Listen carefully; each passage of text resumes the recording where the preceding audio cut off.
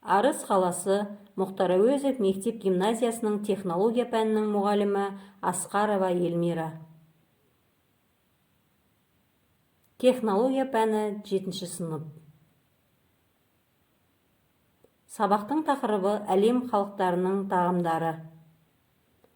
Оқу мақсаты шығармашылық жұмыста идеяларын іске асыру мақсатында түрлі ақпарат көздерінің ең тиімдісін таңдай отырып қолдану, оның ішінде ақпараттық коммуникативтік технологияларды қолдану арқылы.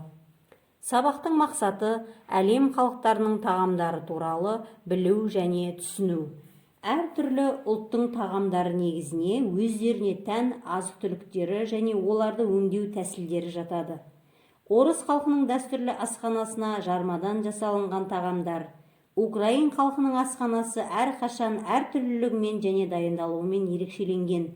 Өзбек халқының асханасында тұздалған, маринадталған өнімдер, қақталған және кептірілген ет пен жеміс-жидектер ерекше орын алады.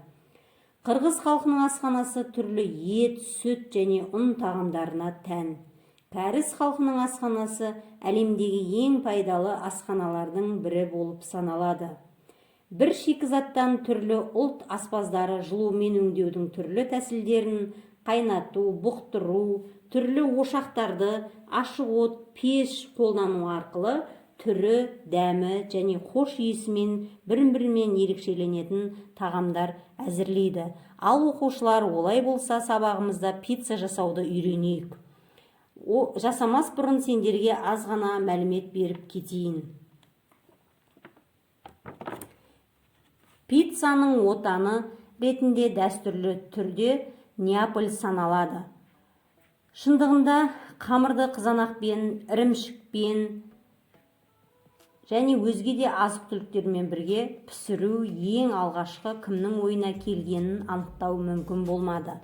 Пицца таңертең кедейлер жейтін дөңгелек жұқа шелпек. Әр үйде, тіпті тұрмысы төмен үйдің өзінде ошақ немесе тас тұғырлы кішкене пеш болатын. Тастың үстінде қамырдан жасалынған шелпек, пицца негізі кептірілетін де оның үстіне салынысы салынатын. Бәрі шапшаң пісіріліп, ыстық күйінде үстелге әкелінетін.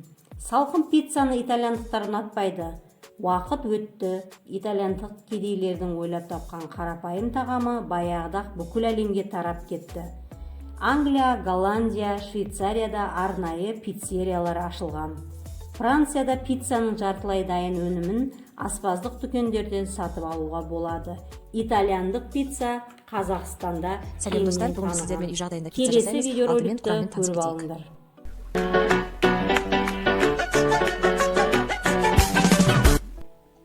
Пиццаның қамырына алдымен қаймақ, су, тұз, май, ас содасы, ұн қажет болады.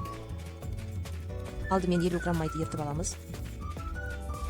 200 грамм суға 1 чай қасық тұз және жарты чай қасық ас содасын салып ертіп алып, ерген майдың үстіне құямыз.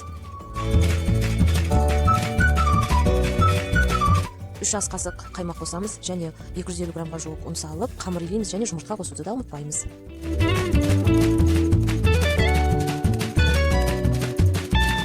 Қамыр иленіп дайын болды. Енді 10 минут тындырамыз, сосын қайта басып илеп қойып қоямыз. Пиццаға қажетті заттар ол шұжық, қара бұрыш, қияр, орамжапырақ және сыр. Жайылған қамырды майланған табаның үстіне қоямыз және оның үстіне рет-ретімен жаңағы туралған заттарды саламыз.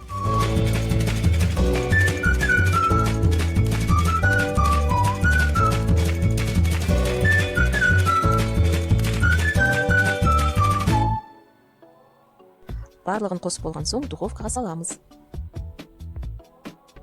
Пиццаның дайын болуына 5 минут қалғанда үстіне сырды салып қайтадан духовкаға саламыз. Міне пиццамыз да дайын болды. Ұнады деген ойдамын. Ұнап жатса лайк басып комментария қалдырыңыздар, арнаға жазылыңыздар. Астарыңыз дәмді болсын. Келесі кездескенше. Үлкендердің көмегімен немесе өз беттерінше үй жағдайында осы пиццаны дайындап көріңдер. Пицца жасау үшін біз міндетті түрде тағам жасау кезіндегі ережелерді міндетті түрде сақтауымыз қажет. Үйге тапсырма, осы үй жағдайында пиццаны әзірлеп үйрену.